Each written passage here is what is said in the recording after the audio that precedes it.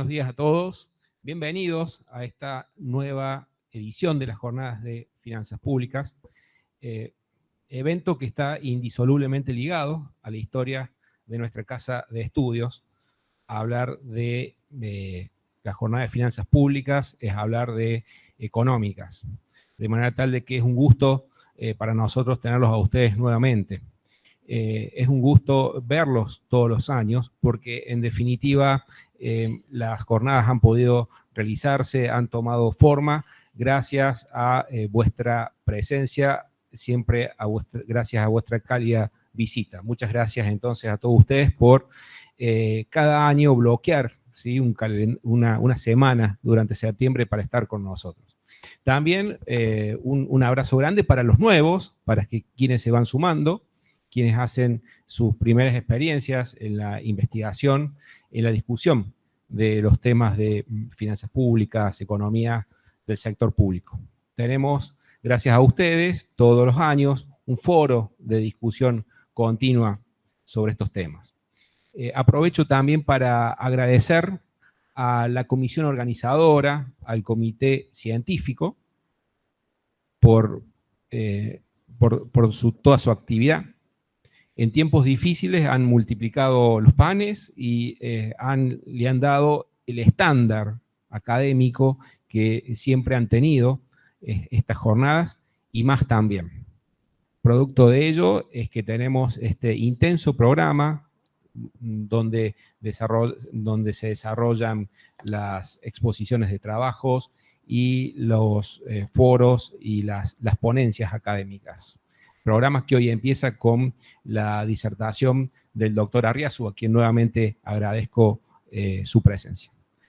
Nada más de mi parte, damos puntapié inicial, ¿sí?, a estas jornadas, esperando que tengan una linda permanencia en tierras cordobesas. Gracias. Muchas gracias, doctor Ricardo Descalzi, vicedecano de la Facultad de Ciencias Económicas. Quedan así entonces oficialmente abiertas las 57ª Jornadas Internacionales de Finanzas Públicas. Nos acomodamos aquí en el estrado. Les pedimos por favor que permanezcan aquí en la sala. A las personas conectadas en Google Meet, por favor, continuar silenciando sus micrófonos y permanezcan allí, porque ya vamos a dar entonces paso a la presentación, a la conferencia del doctor Ricardo Arriazu, profesor emérito de la Universidad Católica Argentina. Nos va a hablar acerca de perspectivas económicas, estabilización y crecimiento, la importancia del equilibrio fiscal. Presentará al conferencista el magíster Ernesto Resch, integrante de la comisión organizadora de estas jornadas. Buenos días. Vamos a comenzar con la primera actividad prevista para estas 57 jornadas.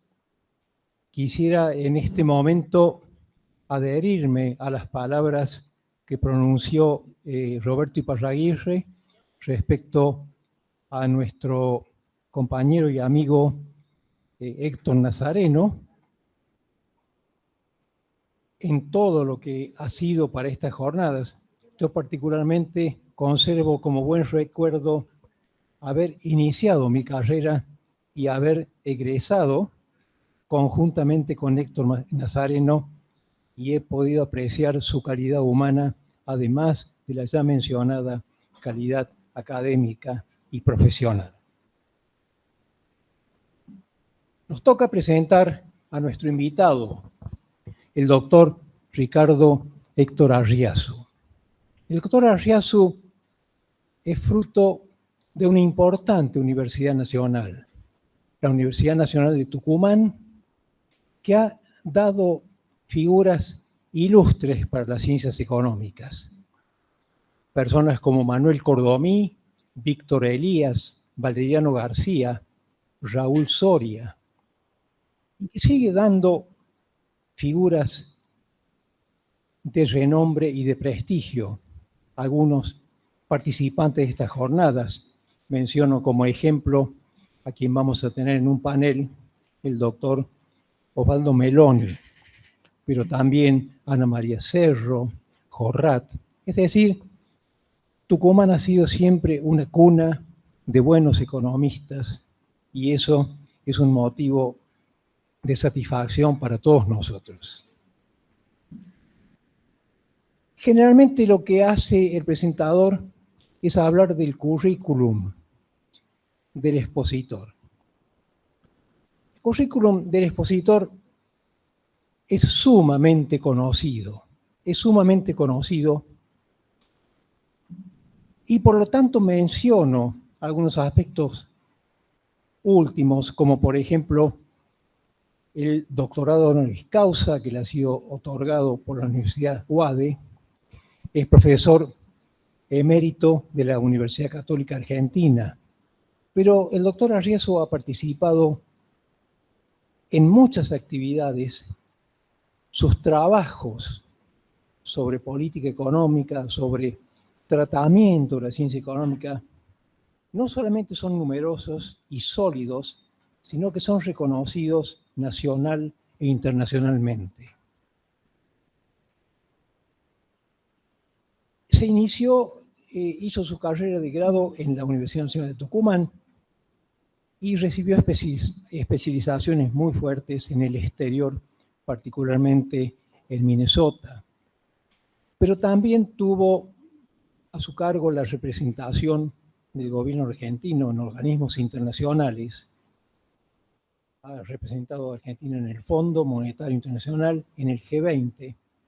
Es decir, estamos en presencia de una persona que es reconocida por la solidez, rigurosidad y tratamiento firme de sus ideas. Como hay gran parte del público que son estudiantes, y como estudiantes son nuestra semilla para el futuro, a mí me pareció interesante,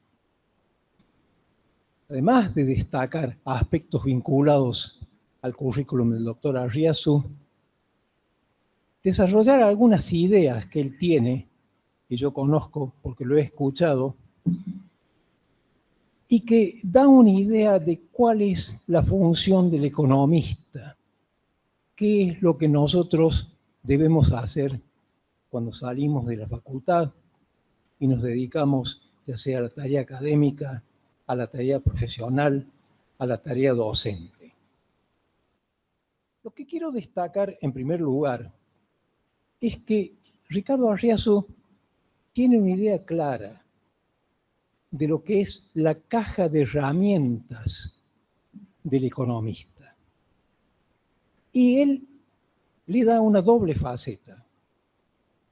¿Para qué esas herramientas dentro de la caja?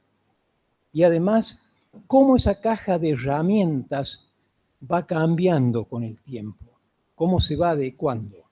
Va cambiando con el tiempo por la sociedad, pero fundamentalmente, y en esto quiero destacar, por la propia maduración de la mente del economista.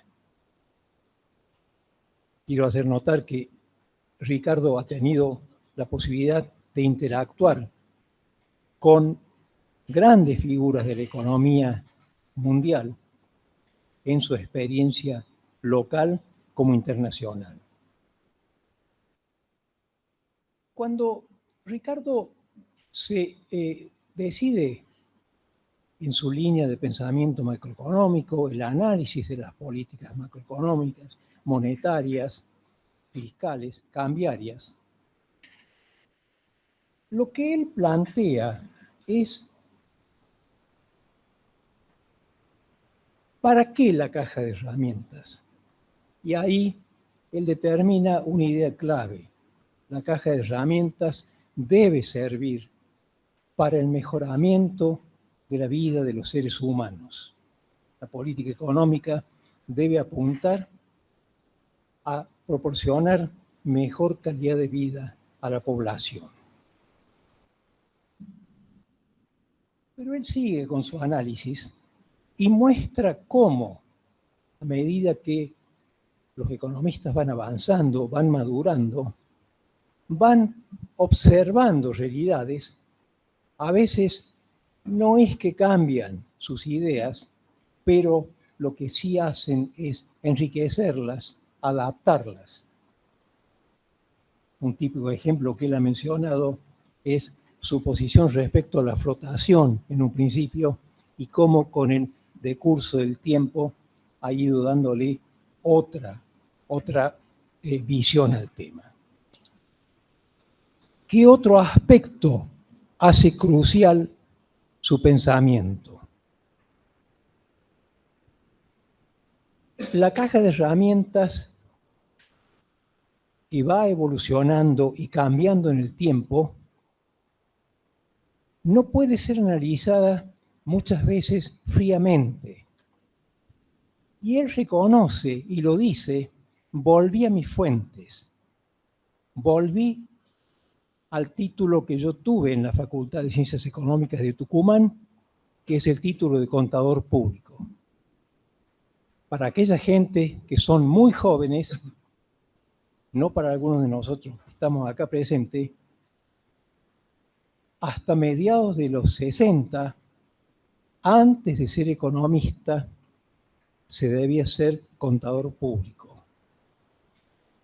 Y dice: volví a las enseñanzas de Lucas Pacioli de contabilidad, y ahí, tomando las enseñanzas propias de la contabilidad, descubrí la importancia de la restricción presupuestaria.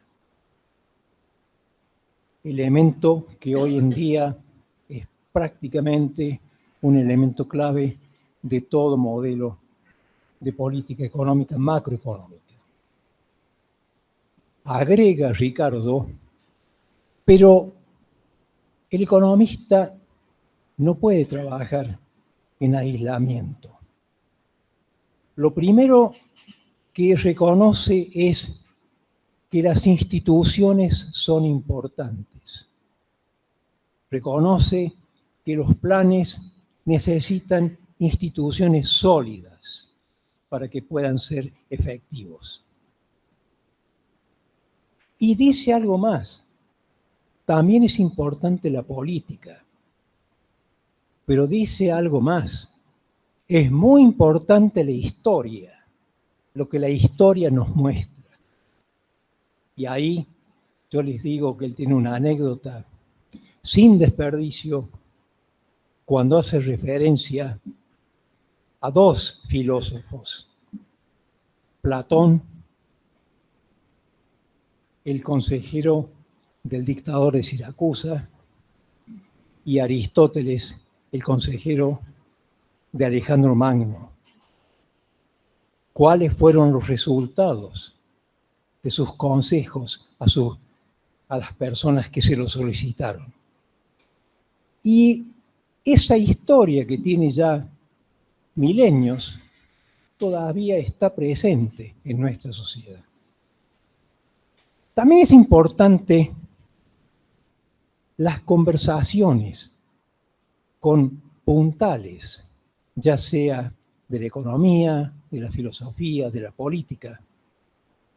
Y él nos trae una anécdota de su experiencia cuando tuvo ocasión de conversar con Paul Volcker y con Henry Kissinger, y cuáles fueron las diferentes actitudes de estas dos personas que en su momento marcaron un hito en la historia económica del mundo.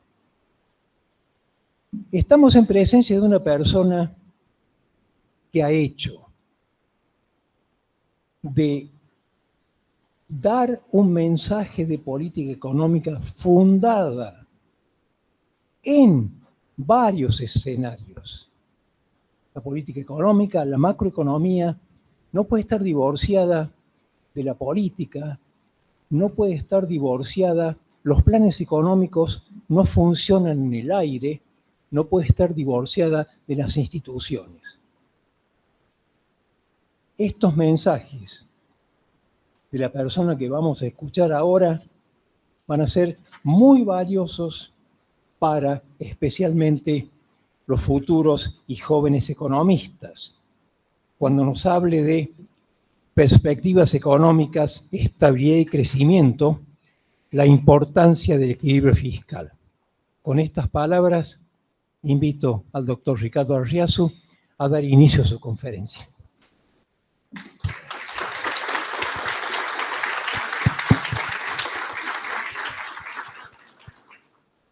¿Se escucha? Bueno, gracias, Ernesto. Tu descripción fue tan perfecta que casi me la creo. Gracias a la Universidad de Córdoba, no es la primera vez que vengo.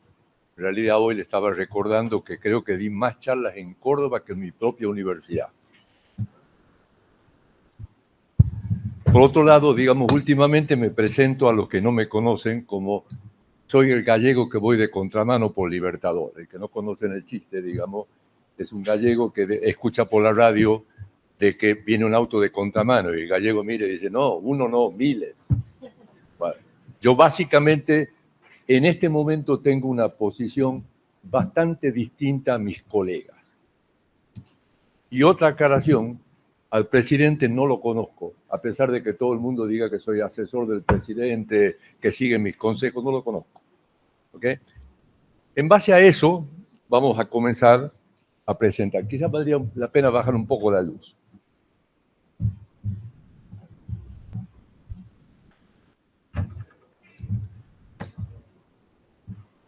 No sé si pueden ver la pantalla. Bueno. Brevemente, para que ustedes tengan una idea de nuestra historia, esta es la relación entre el PBI per cápita argentino y el PBI promedio mundial. No, ahí veo, sin problema, ya está bien. En 1900 teníamos 3 veces y media el PBI per cápita promedio mundial y ahora tenemos 1 vez. El mundo aprendió a crecer, nosotros a decrecer. 120 años, no son 100 años. Algo hicimos muy mal, no es el momento y en esta conferencia para explicar qué hicimos bien al principio y qué hicimos mal. Pero es fundamental entenderlo. Perdón. Esta es la tasa de inflación de Argentina desde el año 72 mes a mes. Al principio abajo Helva, explota, Gómez Morales, Rodrigazo, los militares, primera parte de Alfonsín, Plan Austral, segunda parte de Alfonsín, 2 hiperinflaciones. Ahí me quiero detener un instante. Las únicas 2 hiperinflaciones en la Argentina fue cuando flotamos sin reserva y sin confianza. Siguiendo lo que dicen los libros de texto sin entender cómo funciona. Luego tienen la caída de convertibilidad, el pico del 2001 y ahora. Con la inflación no se convive, la inflación nos mata, como nos mató. A la inflación hay que matarla. La idea de indexación es un grave error. Hay que eliminarla de cuajo. Y esta es la evolución fiscal, periodo mucho más largo, en donde ustedes notarán que, bueno, al principio teníamos un déficit fiscal aceptable, menor al crecimiento del PBI, con lo cual la deuda no crecía, y después comenzamos con los déficits. Y los déficits son los que generaron la inflación. Y cuando mejoramos es porque nos quedamos sin financiamiento. Se hace el ajuste y después viene el siguiente, vuelve a gastar. Y esa es la historia argentina. Un grupo que quiere gastar y otro grupo que tiene que hacer el ajuste y el otro que quiere gastar y en consecuencia estamos permanentemente en ese ciclo. La otra cosa importante es, esta es la tasa de crecimiento de Argentina, desde el 80 para acá. 23 años de crecimientos negativos, este año va a ser el 24 en 44. Cada año negativo es un desastre para el país, es un desastre para el retorno a la inversión, baja la tasa de inversión, baja la tasa de crecimiento. El promedio de crecimiento es un mísero 1.8, con 2 periodos de alto crecimiento.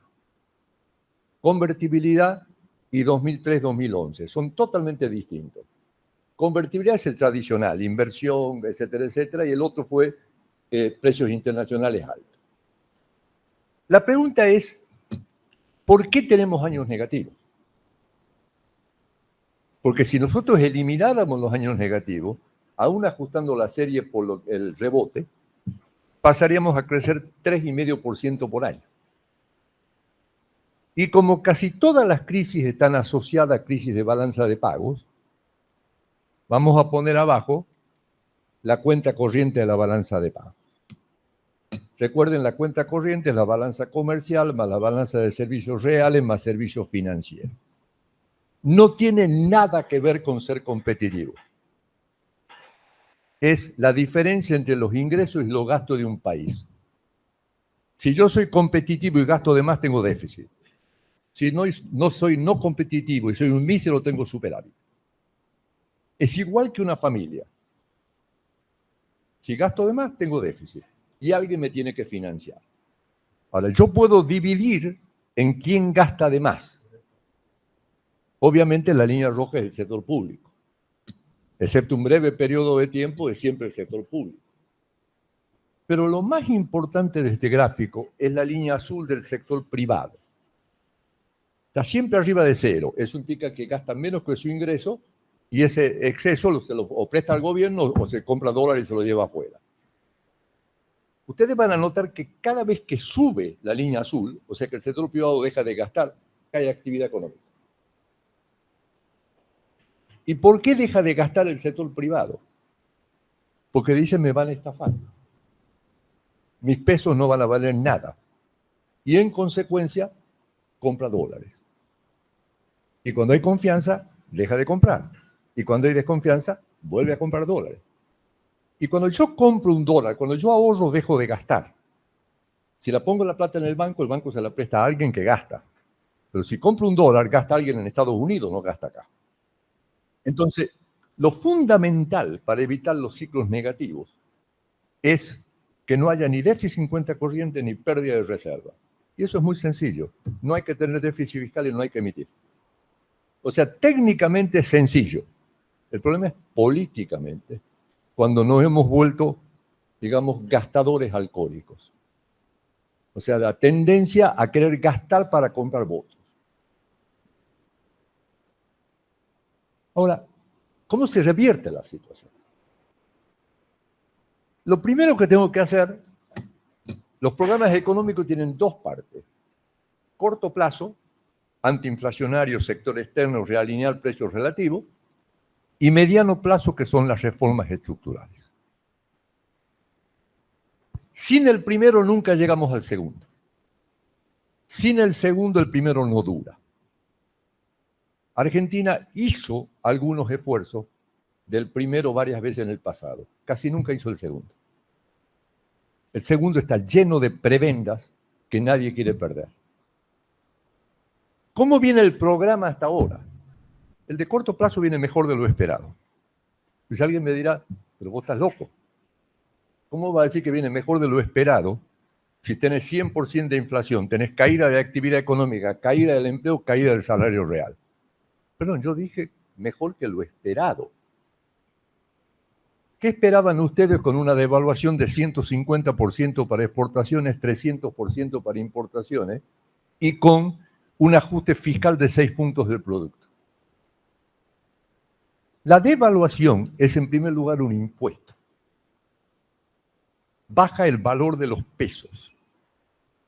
En esta devaluación los tenedores de pesos perdieron 81.000 millones de dólares, 15% del producto. Y el gobierno ajustó 6 puntos del producto. ¿Cómo quieren que estemos todos? La gente cree que una devaluación la paga un extranjero. La devaluación es un impuesto en primer lugar, y si cambia precio relativo, lo cambia en contra del salario. O sea, si mejora el tipo de cambio real es porque cayó el salario. Entonces, tengamos en cuenta cómo funciona, porque hay mucha gente que dice hay que devaluar y subir el salario. Pero, ¿qué es eso? Eso es imposible. Wow. Esto es lo que es el programa de corto plazo. Y acá comienzan a aparecer mis diferencias. Ustedes son estudiantes de economía. ¿Cuántos de ustedes escucharon hablar que la inflación es un fenómeno monetario? Lo dijo el presidente. Bueno, deje que le diga que efectivamente es un fenómeno monetario para la mayoría de los países, pero al decir eso se comete un error conceptual. ¿Por qué es un fenómeno monetario? Si ustedes tienen un bono a tasa flotante y hay desequilibrio entre la tasa entre demanda y oferta, ¿cómo ajusta ese mercado? Cambiando la tasa de interés. Y si el bono es a tasa fija, ¿cómo ajusta el mercado? Cambiando el precio del bono para que la tasa efectiva cambie. Y si el bono es unidad de cuenta, no puede cambiar su precio. Tienen que cambiar todos los otros precios en relación al bono. Y eso es lo que es inflación. Como la mayoría de los países utiliza su moneda como unidad de cuenta, es un fenómeno monetario, pero no cometamos el error. ¿Cuál era la unidad de cuenta en un campo de concentración?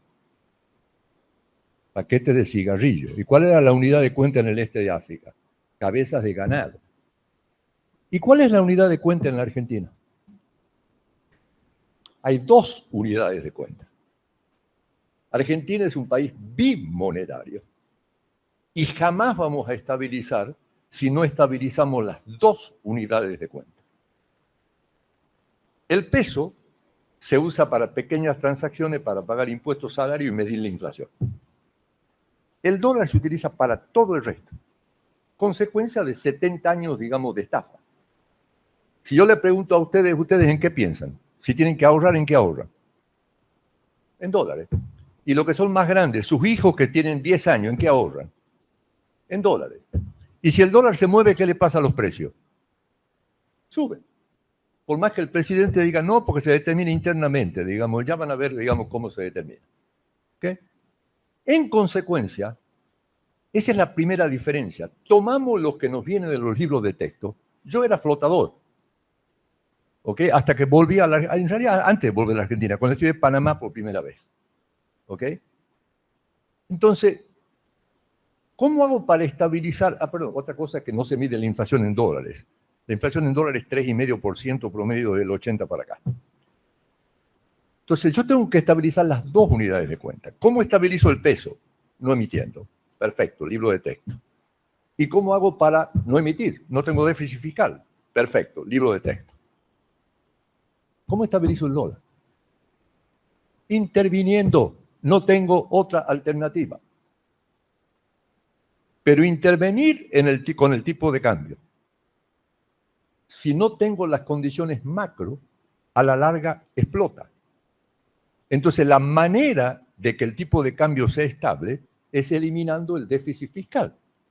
Y por lo tanto, la base para tanto el peso como para el dólar es eliminar el desequilibrio fiscal, que es la madre de todos los problemas.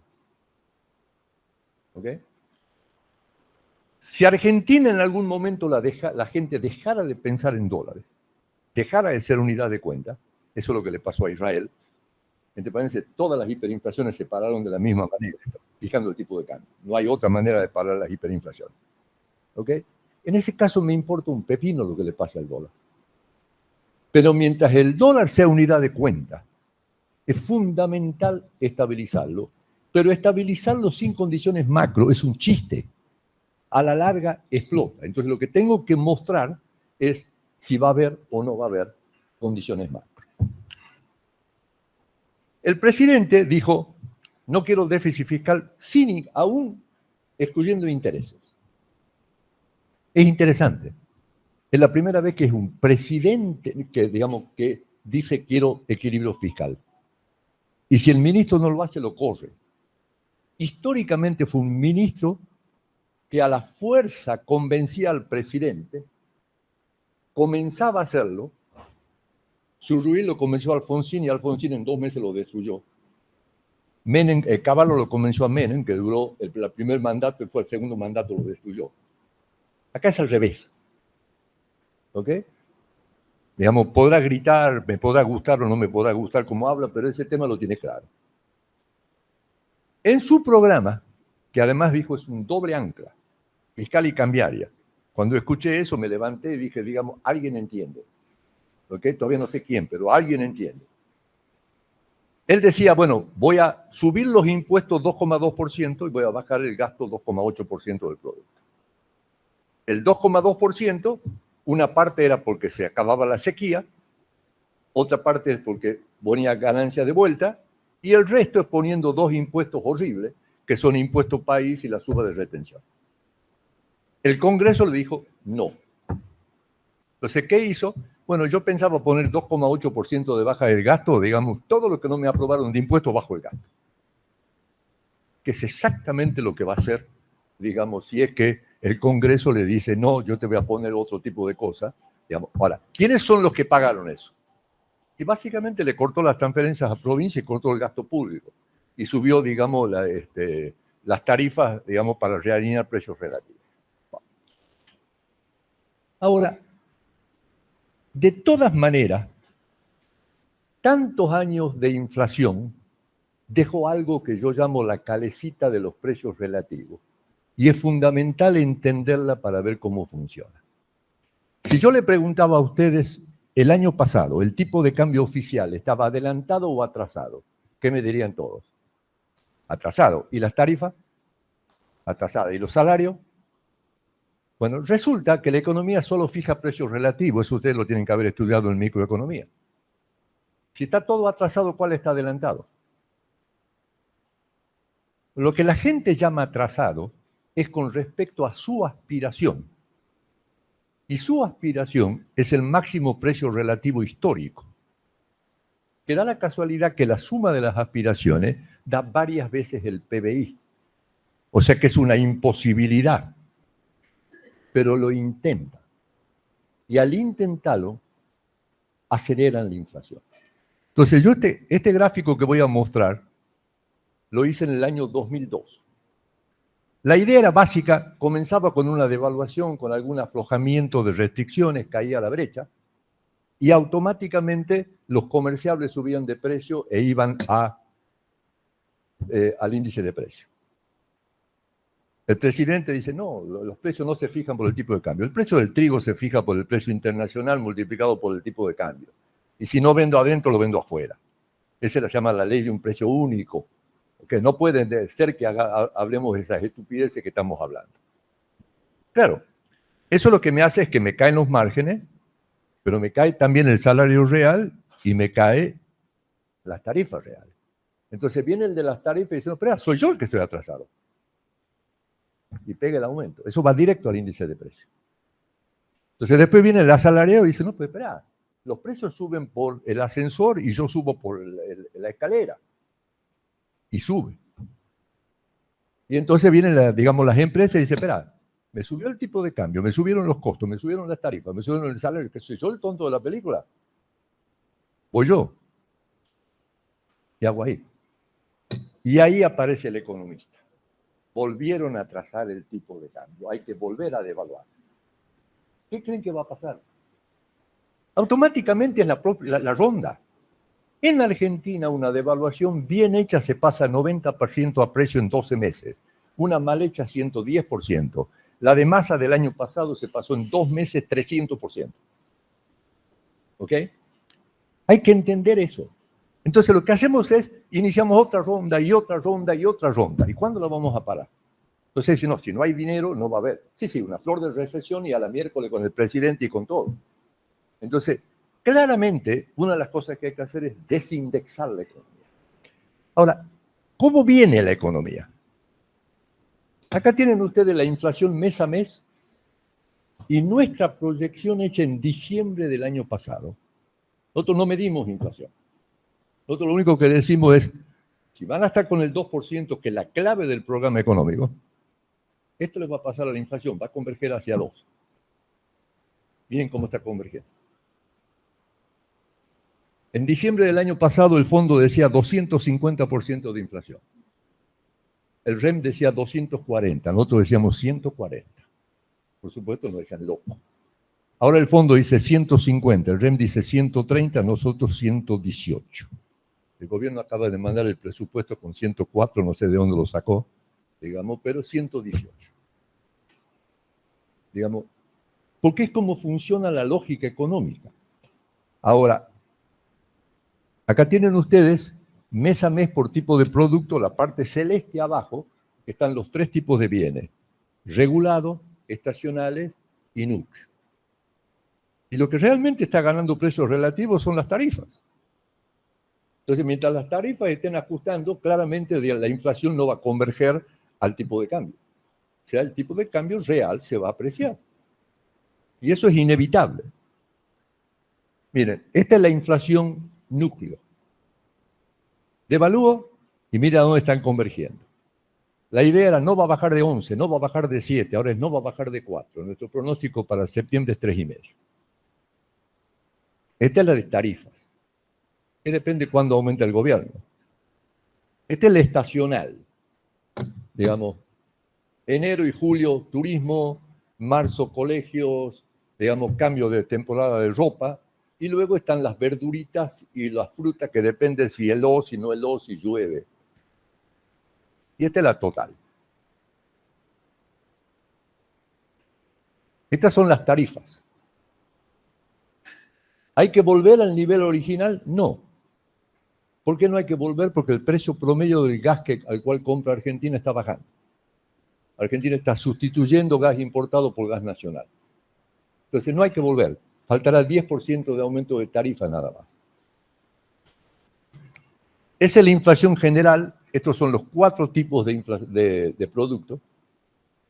Y estas son las variables que determinan la inflación. Algunas vienen de afuera, otras las maneja el gobierno, otras las maneja el mercado.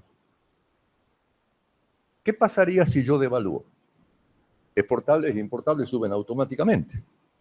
Las tarifas se fijan en precios en términos de dólares. Suben las tarifas. Y después va a venir el salario, la empresa, y lo único que harían es saltar. Si llegan a mover el tipo de cambio, lo que yo dije, digamos, explota todo. Chao, Milei. Porque Milei está basado en una esperanza.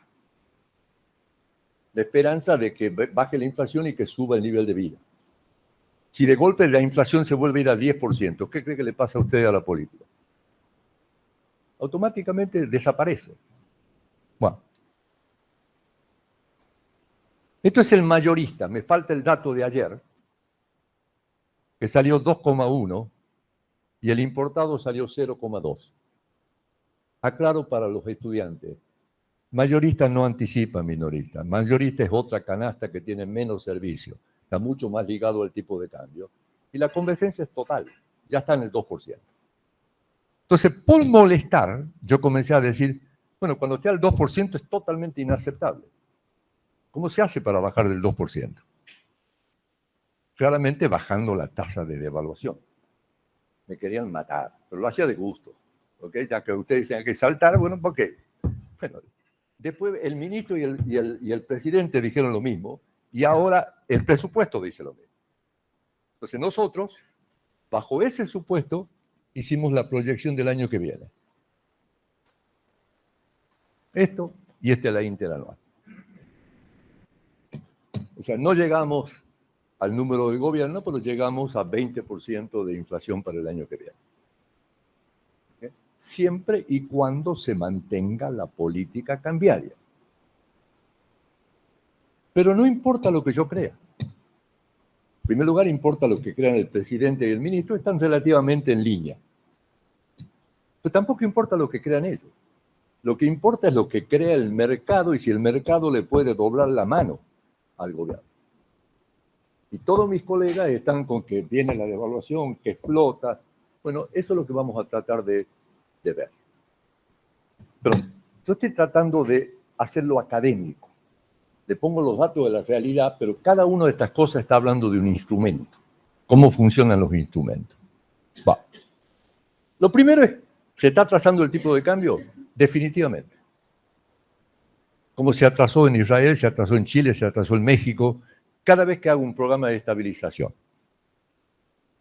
Ahí tienen el tipo de cambio real multilateral de Argentina, desde el 2002. Claro, habíamos devaluado, estábamos al nivel del 2004, ahora estamos apenas arriba del nivel del 2000. Estamos embromados. Peor aún, este es el tipo de cambio real del contado con liquidación. habíamos llegado al nivel máximo histórico, Argentina era regalada en dólares, y ahora el que viene con dólares a la Argentina tiene que pagar más del doble de lo que pagaba antes. Entonces, Argentina está cara, ya no puedo venir, digamos, a comprar. Bueno, resulta que este es el tipo de cambio real de Ferrer desde 1825. Y este es el promedio. Claramente estamos por debajo del tipo de cambio real desde el 50 para acá.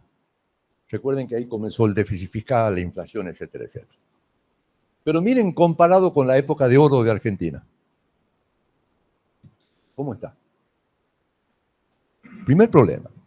Segundo lugar, miren todos los picos desde el 50 para acá, miren el año y vean historia. ¿Qué pasó en cada uno de esos años? Crisis política, salida de capitales, la gente rajando. Lo que dice esto es que el tipo de cambio real no lo maneja el gobierno, lo maneja el mercado. Si hay desconfianza, el tipo de cambio real sube. Si hay confianza, el tipo de cambio real se aprecia con total independencia de lo que quiera el gobierno y lo que quieran las empresas. Miren, cada vez que hubo algo de confianza, miren cómo se apreció el tipo de cambio. ¿Ok? Ah, pero Argentina es cara. Preguntante. Lo que hice es comparar precios de Argentina con Estados Unidos. En octubre del año pasado venían todo el mundo a la Argentina. ¿Qué compraban?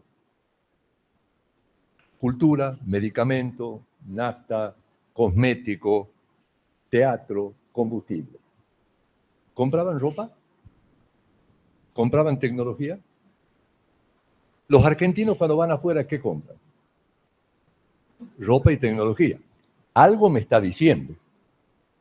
Bueno, cuando miramos, divido a los precios en importables, exportables, servicios públicos y no comerciables, los precios de importables en la Argentina cuestan de 2 a 4 veces lo que cuestan en Estados Unidos.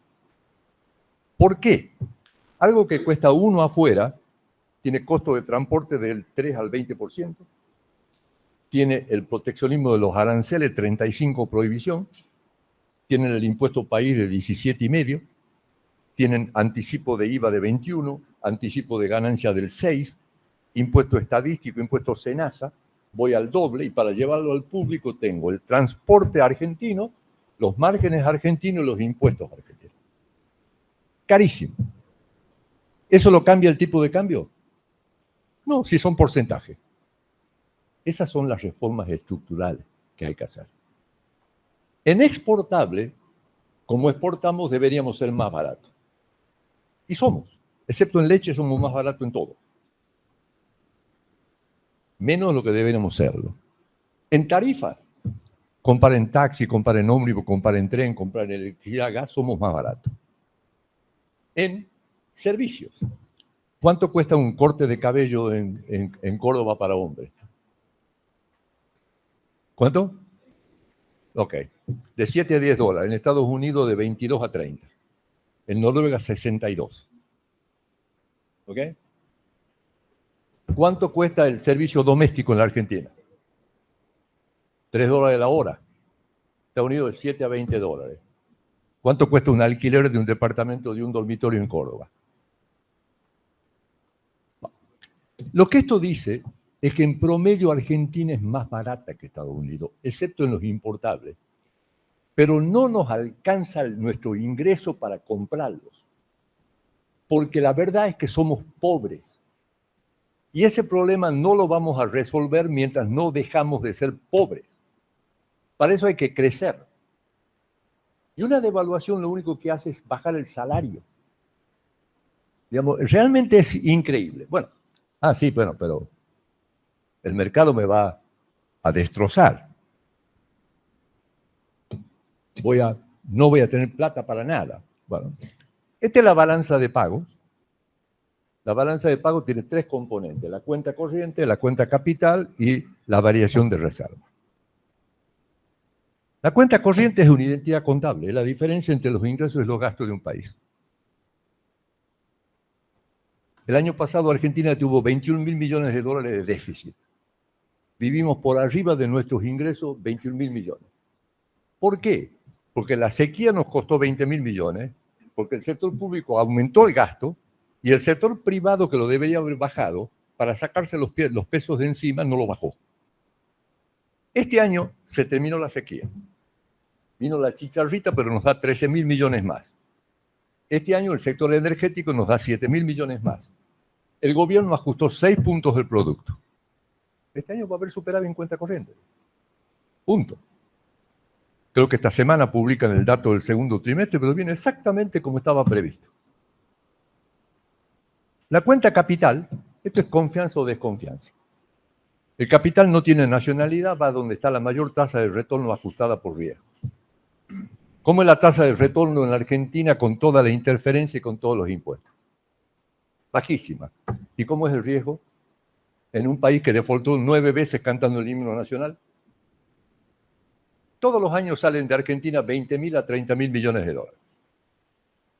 Salen. ¿Ok? Ahora, eso no van a venir porque yo diga, me voy a portar bien. Van a querer ver que me porto bien. Entonces, el riesgo país, que estaba en 2.500, bajó a 1.200, se fue de vuelta a 1.600, a 3.350. Pero en el fondo van a querer ver. Entonces, cada vez que el Congreso dice hay que aumentar el gasto, sube el riesgo país. ¿Okay? Cuando Milei viene y dice voy a pagar la deuda igual que Avellaneda, digamos, baja el riesgo país. Ahora, el riesgo país es la tasa de descuento que se utiliza para proyectos. Con 2.500 puntos, digamos, de riesgo país, no hay proyecto que sea rentable. Entonces, Argentina tiene que bajar. Pero el más importante de todo es la variación de reserva. Y la variación de reserva es otra identidad contable, pero es una identidad contable monetaria. Este es el famoso enfoque monetario de la balanza de pagos. La variación de reserva es la diferencia entre los pesos que la gente quiere y los pesos que yo emito de origen interno. Si la gente quiere 10 y yo emito 0, me van a tener que vender 10 de divisa. Si la gente quiere 0 y yo emito 10, voy a perder 10 de divisa. Y es un fenómeno monetario, no importa de dónde venga la plata, no importa si es la cuenta corriente, la balanza de pago, perdón, la balanza comercial, del colchón, de lo que sea. Es un fenómeno monetario y ahí es donde se centra la política. Seguimos. Este es el resultado del MULC, Mercado Único y Libre de Cambio. Promedio móvil de 172 días. Aclaro, MULC no es lo mismo que variación de reserva, porque hay operaciones que no pasan por el mercado cambiario. Por ejemplo, variaciones de encaje, por ejemplo, las operaciones del Banco Central, esas no pasan. Pero es la mayor compra de la historia, en un momento donde casi no había cosecha. ¿Cómo se logró? Es un fenómeno monetario. Ya después lo voy a mostrar. Pero no vamos a tener para pagar, digamos, los vencimientos. Estos son los vencimientos de capitales e intereses del año que viene. Los intereses ya están en la cuenta corriente. Y esto es capital. De acá hasta fin de año tengo, creo que 1.200 millones. ¿Ustedes creen que voy a defaultear por 1.200 millones? Ni por broma. Ahora, el año que viene necesito 11.000 millones. Tengo que ver de dónde lo voy a sacar. Y ahí está a quién le debo. Los bonos. Ayer el Banco Central, el Tesoro le compró al Banco Central dólares para tener los dólares afuera para el bono de enero. Claro, bajan las reservas, pero la plata está afuera. Quieren mostrarle al de afuera que le voy a pagar. Y para eso, bueno, esto es en peso, no tiene importancia. Esta es la balanza comercial. 17.000 millones de diferencia con el año pasado. Sí, caen las importaciones. Como en todos los países del mundo. Una devaluación lo que hace, baja el ingreso, bajan las importaciones porque baja el gasto. Las exportaciones toman tiempo en ajustar. Esto es julio. Entonces vamos a ver la perspectiva para el 2025. Les vuelvo a repetir. Esto no es lo importante para qué va a pasar con las reservas, pero es lo importante para la expectativa de la gente, porque la gente cree que esto es lo que hace variar las reservas. Entonces, lo que tengo que hacer, primero que nada, es comenzar con la cosecha. La cosecha del año agrícola es octubre-septiembre. Claramente, digamos, superficie sembrada va a ser la misma. Va a haber menos de maíz por la chicharrita, eso va a trigo que ya está sembrado, va a ir a sorgo y a soja. Superficie cosechada un poco mejor, porque el año pasado con la chicharrita no, digamos, no coseché. Luego tengo que ver rendimiento, cómo es el clima, niña moderada. Eso me da que la producción va a subir de 140 a 146 millones. Luego tengo que ver el precio. El precio estuvo cayendo. Todo el mundo dice 8.000 millones de dólares. Se olvidó que también caen las importaciones, pero no importa. ¿Qué hago con esto? Escenario base, el último dato, el último precio al cual exportó Argentina. Escenario negativo más bajo, escenario positivo un poco más alto. Bueno, eso me da. Pero luego viene el sector energético, que es un avión. ¿Cuántos saben ustedes de Vaca Muerta? Al menos escucharon hablar. Bueno, les voy a hacer brevemente. Vaca Muerta es la mejor roca del mundo para hidrocarburos no convencionales. Para los que no sepan la diferencia, los hidrocarburos se forman en la roca madre. Por fallas se filtran y van a un reservorio un poco más permeable, que es el convencional. Entonces, al convencional hay que encontrarlo. El no convencional, hay que ir a la roca madre, fracturarla. ¿Ok? Y de ahí sale. La roca madre de Vaca Muerta es la mejor del mundo. La tecnología, estamos tercero en el mundo. Y Argentina tiene recursos equivalentes a 13 veces el PBI. Tiene para 200 años. El problema no es que no tengamos, el problema es cómo se saca. ¿Ok?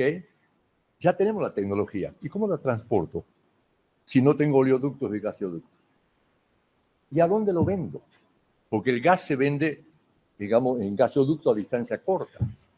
Para esto tengo que licuarlo. Y una planta de licuefacción cuesta 30.000 millones de dólares. Bueno, acá yo tomé puramente lo que ya está. Ninguna promesa. Las dos plantas de compresión que elevan el transporte por el Néstor Kirchner, la reversión del gasoducto del norte, fundamental para Córdoba, porque digamos como Bolivia ya no tiene gas y Salta no tiene gas, si no logran mandar gas desde Vaca Muerta para acá, ustedes se quedan sin gas. Por eso termina ahora en septiembre. La duplicación de la capacidad de transporte de petróleo de Oldelval se termina en diciembre.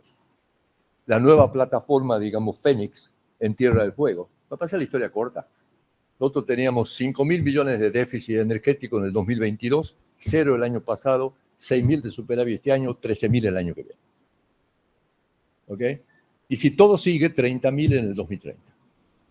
Y Argentina puede producir petróleo a menos de $40 el barril. Y el barril de petróleo está ayer $71. ¿Ok? Entonces, eso va. Ahora, las plantas toman tiempo para el 2030. Antes de eso vamos a traer los barcos. ¿Para qué menciono todo esto? Porque esto no se habla en ningún lugar. Y a mí lo único que me interesa es el dato del año que viene, para saber cómo va a estar el sector energético el año que viene. Luego tengo las exportaciones industriales, casi no crecen. Minería, tenemos el 70% de los Andes y no tenemos producción. Es imposible que no tengamos, es el perro del hortelano. Pero requiere mucha plata y mucho tiempo. Por lo tanto, no va a entrar. El año que viene no va a haber casi nada.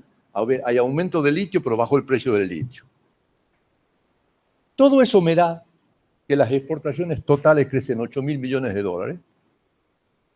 Y eso me da para que las importaciones, sacando porotos de soja y energía, crezcan casi 30%. Bueno, con todo eso, esta es la balanza comercial. Miren la diferencia entre el 2023, 2024 y 2025. Y esta es la cuenta corriente, que efectivamente no me da los 11.000 millones de dólares que necesito, pero sí me da para pagar, digamos, todos los intereses y una parte de eso. ¿De dónde consigo el resto? Todo el mundo dice, pido prestado en el presupuesto 3.000 millones. No, eso va acá. la política monetaria y cambiaria. Este es el tipo de cambio oficial, este es el contado con liquidación, esta es la brecha. El gobierno, entre mayo y principio de agosto, cometió un error garrafal. Obsesionado con el pseudo bomba de los LELIQs y el pseudo cuasi fiscal, ¿cómo puedo hacer un balance del Banco Central sin ajuste por inflación con una inflación del 300%? ¿Cómo puedo decir un cuasi fiscal cuando la tasa real de interés es negativa? Pero estaban obsesionados con el tema. Y entonces, para sacárselo de encima, hicieron dos cosas. Bajaron demasiado la tasa de interés, demasiado rápido. Yo era partidario de bajarla, pero demasiado rápido. Y dejaron mucha plata suelta. Entonces, ahora cambiaron todo eso.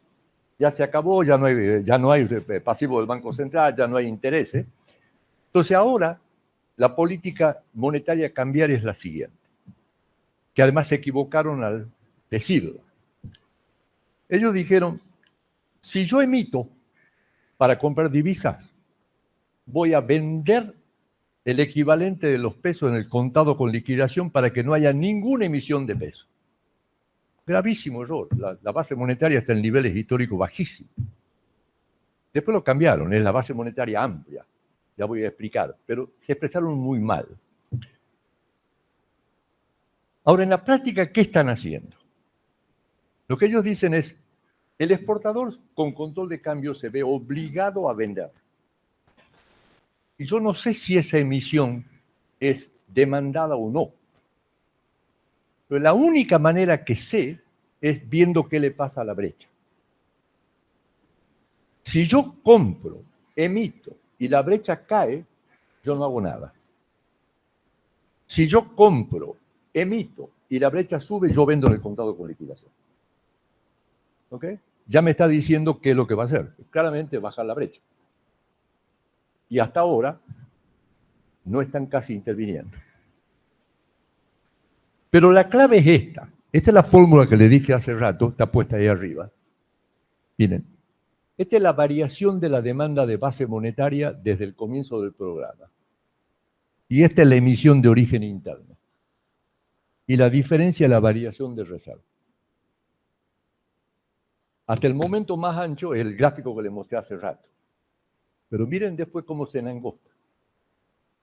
Perdieron reserva. Subió la brecha. Porque miren qué le pasó al crédito interno por culpa de esos malditos pase pasivo, obsesión. Pero ahora están comprando de vuelta reserva. Ayer compraron 71 millones. Mis colegas creen que vamos a perder 4.000 millones. Yo digo, no. Esta es la tasa de interés en dólares. El argentino piensa en dólares. La tasa de política monetaria. Esto es plazo fijo en dólares. Llegó a 0,6 mensual, igual que Estados Unidos.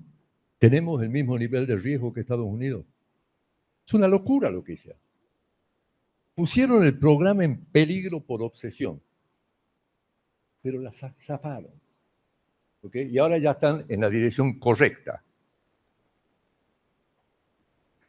Esto en el 2023 era la demanda de base monetaria. Y esto era crédito interno. Por eso perdieron las reservas que perdieron. Este gráfico lo puso Vladimir Berning en Nueva York. Esto es la base monetaria en moneda constante. Estos son los pasivos remunerados. Y la línea punteada es el promedio histórico. Si se hubiera quedado al nivel del azul, habría habido recesión en la Argentina. Pero ellos dicen, creemos que va a pasar esto. Y esto estamos dispuestos a permitirlo, lo que le dije hace rato. Si la brecha cae, no intervengo. Si la brecha no cae, intervengo. Esa es la política cambiaria monetaria en este momento. Obviamente el objetivo es que la brecha desaparezca, uniéndose con la de abajo. Bueno, si esto es cierto, esto es mi pronóstico de la base monetaria, la demanda en la segunda parte de este año, y este es crédito interno si logran mantener el equilibrio fiscal. Notarán que este es el motivo de esta conferencia, pero miren la importancia. Y miren cómo se comienza a ensanchar la diferencia. Y eso es compra de divisas.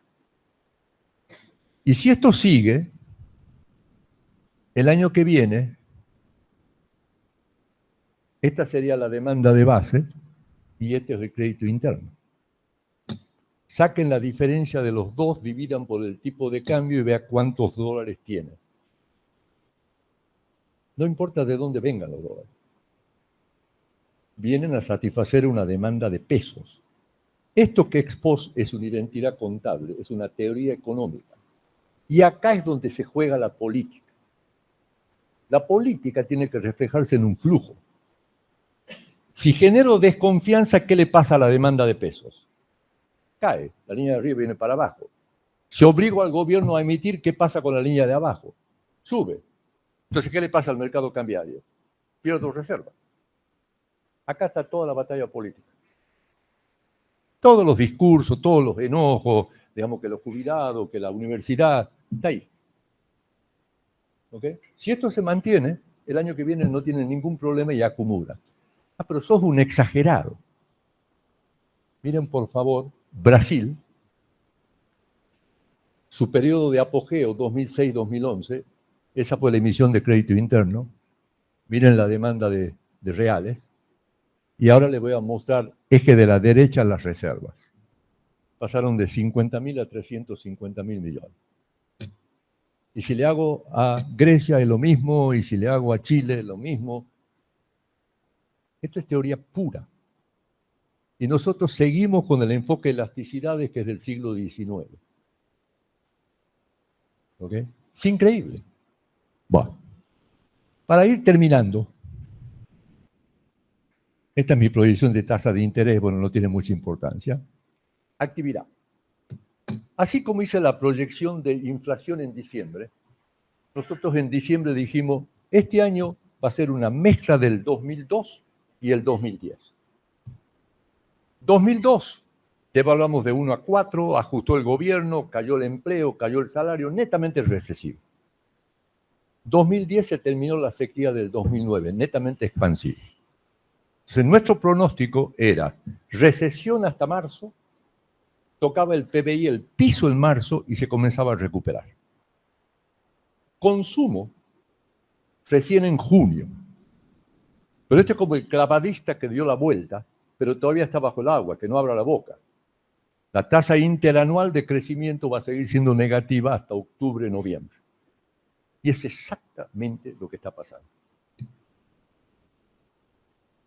Ahí tienen la comparación 2002, variación interanual primer trimestre, con 2024. Obviamente esto es mucho más suave que el 2002. Pero si yo me callo ahí sería un tramposo, porque esto es variación interanual, muy influenciada por lo que pasó el año anterior. Los primeros datos para el segundo trimestre dan 1,3. Y julio fue un muy buen mes en PBI, no necesariamente en consumo. Eso es el año pasado mensual desestacionalizado. Esto es este año. Estos son los factores que explican. Esto voy a comparar con el 2002. Este año, 2002. Miren el parecido de la última parte. Y ahora le voy a poner 2009-2010 puramente agro. 2009-2010, 2023-2024.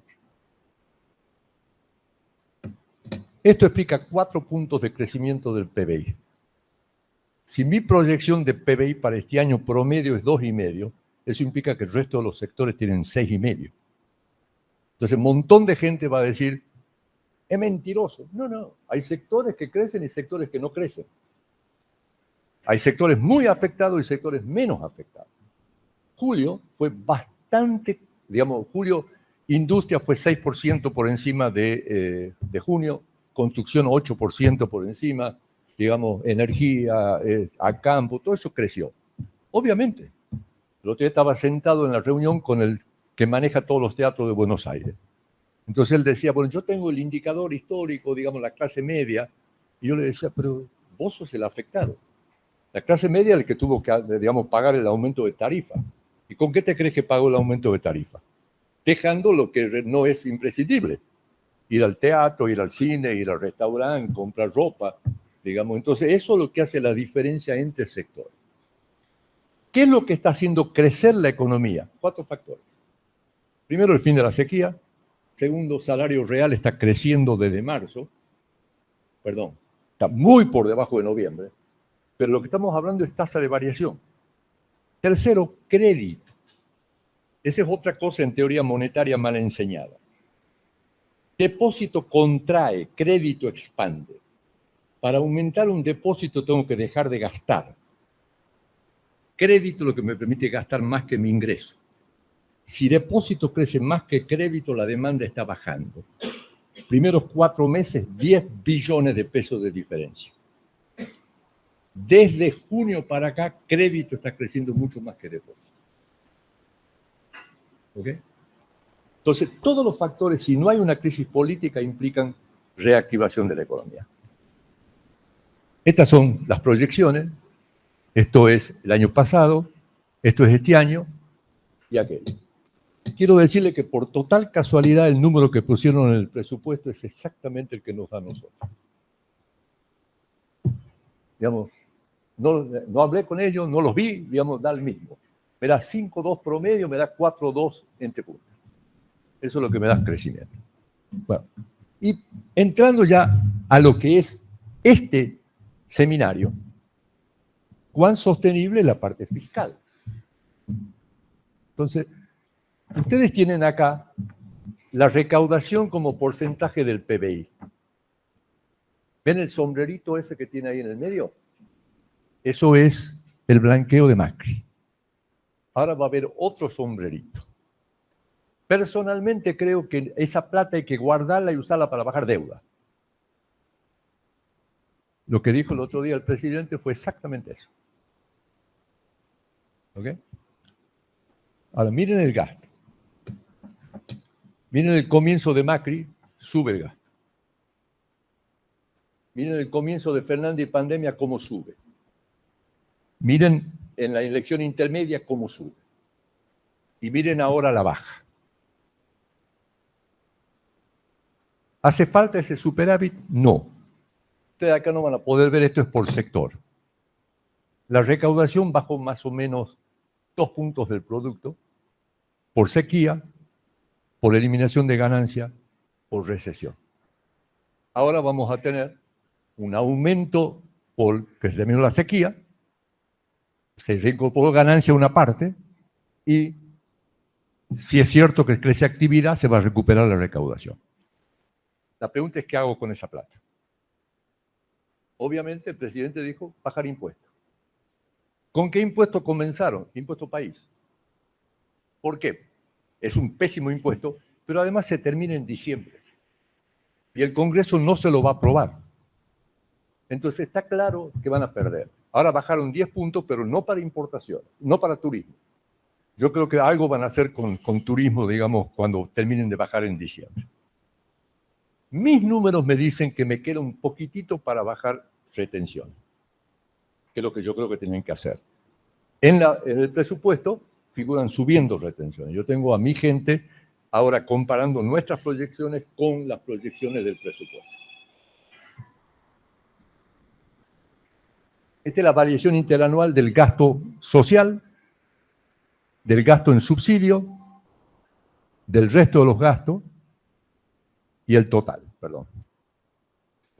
Claramente esto es lo recesivo y ahora es menor, va a haber variaciones interanuales prácticamente de cero. Ahora, el gobierno colocó una enorme cantidad de títulos con superávit fiscal. ¿Para qué hizo? Pagó deuda, pero miren la cantidad de depósitos que tiene el gobierno. Nunca vista. Bueno, y estas son nuestras proyecciones fiscales. Y con esto termino. ¿Qué mensaje quise enviar?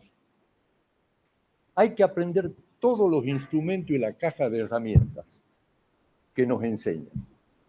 Pero luego hay que tener la mente abierta para saber cómo funcionan y no tomar los que nos dicen los libros de texto. ¿Cuántos de ustedes escucharon hablar de que la política monetaria tarda 12 meses en producir impacto? Todo, ¿no es cierto? Va. Eso es lo que tarda en Estados Unidos en una discrepancia entre oferta y demanda que se nota. En la Argentina tarda una semana. Entonces, no puedo tomar lo que me viene sin tener un análisis crítico de lo que está diciendo. Yo lo que acabo de hacer es mostrarle mi razonamiento. Donde coincide, coincide. Y donde está en discrepancia con el error que cometieron en la parte monetaria, lo digo. Y lo seguiré diciendo con total independencia. Mi único mensaje hacia ustedes como alumnos es: usen análisis crítico, usen los instrumentos, pero no tomen como sacrosanto lo que viene en los libros de texto. Tengan el análisis, digamos, crítico de las cosas y estén siempre aprendiendo. Mi única ilusión, digamos, Ernesto estuvo describiendo cómo fue mi cambio, cómo fui incorporando cosas. Yo sigo trabajando, investigando todo el tiempo y siempre estoy tratando de ver qué cosas nuevas hay para ver cómo lo incorporo. En este momento, así como estuve con la energía, ahora estoy con la minería, ¿okay? Para tratar de ver cómo funciona, cómo es la dinámica. Siempre piensen que están en equilibrio general. Y como hacían los clásicos, es imposible separar la economía de la política de la sociología. Los clásicos miraban la gran dinámica. Y lo que hay que mirar es la gran dinámica. Y hay que usar los instrumentos que nos da la economía. Para acá, muchas gracias.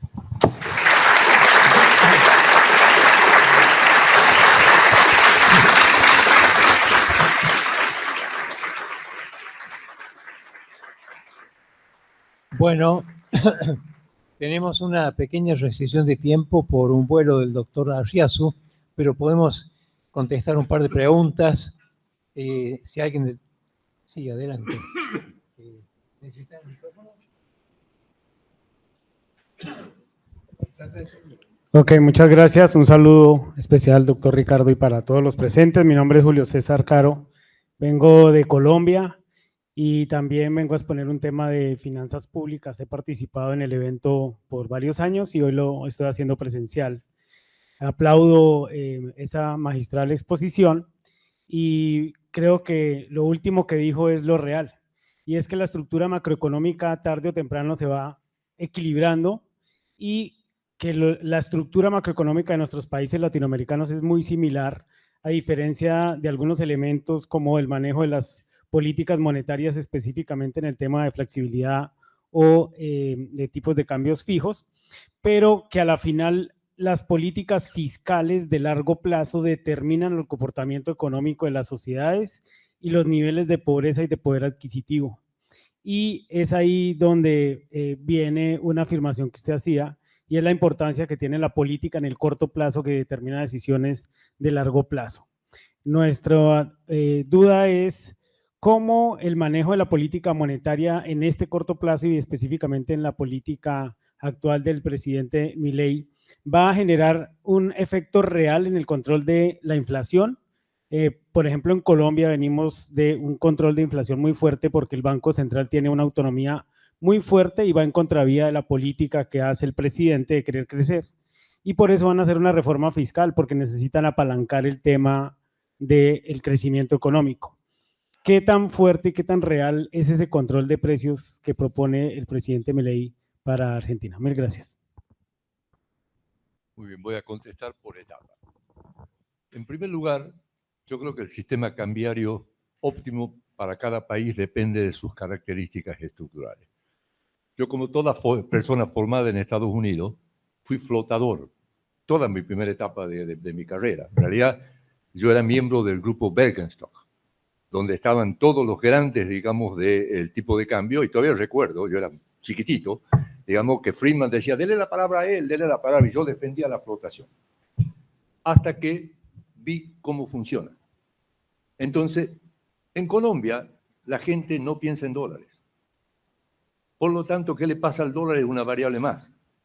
En Argentina, si el dólar se mueven los precios y la gente compra dólares en lugar de vender. Entonces, Israel era lo mismo. De golpe, digamos, porque tuvo éxito, la gente dejó de pensar en dólares y hoy en día nadie piensa en dólares. Cuando nadie piensa en dólares, entonces la flotación es un buen sistema. Pero cuando el tipo de cambio es una de las unidades de cuenta, es un mal sistema. No se puede hacer. Segundo, el tema de independencia del Banco Central. Ernesto contó una parte de las anécdotas. A mí en la década del 90 me tocó explicarle a Volcker y a Kissinger cómo funcionaba convertibilidad. En convertibilidad no hay política monetaria independiente. Volcker insistía con la independencia del Banco Central. Yo le decía, pero si no hay política monetaria independiente, lo que necesitamos es un prestamista de última instancia. Nunca entendió. Kissinger, que vivió la hiperinflación alemana, lo entendió en 5 minutos. Y luego pasamos una hora entera hablando de geopolítica, de Vietnam, de Mao y de todo. Una experiencia fantástica, digamos. Ahí ven la diferencia de saber cómo funciona. En Argentina, lo que no tiene que haber es emisión de origen interno. Lo único que nos queda de emisión son las LEFIs, que tarde o temprano los bancos se las van a vender al Tesoro, son 6 billones de pesos. Y lo que hay que tener es superávit fiscal. Si hay superávit fiscal, no voy a tener emisión de origen interno. Y como la base monetaria está muy baja, va a aumentar la demanda de base monetaria. Y la única manera de satisfacerla es vendiendo dólares. No tienen otra alternativa. Ahora, si nosotros nos equivocamos y queremos volver al déficit fiscal y destruimos la confianza, obviamente esto explota. Entonces, la diferencia con Colombia es que Colombia tiene una estabilidad relativa de hace mucho tiempo. Colombia fue el padre de la indexación, que en realidad todo el mundo lo mostró como un ejemplo, pero en realidad Colombia lo que fue es fiscalmente, digamos, disciplinada. Eso es lo que fue Colombia. Eso es lo que le permitió más o menos tener una cierta estabilidad. Si Colombia en este momento, digamos, se vuelve indisciplinada fiscalmente, tomen el caso de Bolivia. La primera parte de Evo Morales, un ejemplo de ortodoxia, y ahora un desastre. ¿Okay? Lula, al principio fue un ejemplo de ortodoxia, después vino Dilma, que fue un desastre. Entonces, la política fiscal, a la larga, es la que determina todos los equilibrios macroeconómicos. Uno puede pasar un tiempo con endeudamiento, digamos, pero a la larga es la que determina. Entonces, por eso el título de mi charla era la importancia del equilibrio fiscal. En países pecadores como Argentina, es mucho más importante. Estados Unidos tiene un déficit fiscal de 7,5 puntos del producto. Está entrando en problemas. Pero es el emisor de la moneda que el mundo quiere. ¿Okay? En consecuencia, todavía puede aguantar, pero está comenzando a entrar en problemas. Otros países no tienen esa suerte.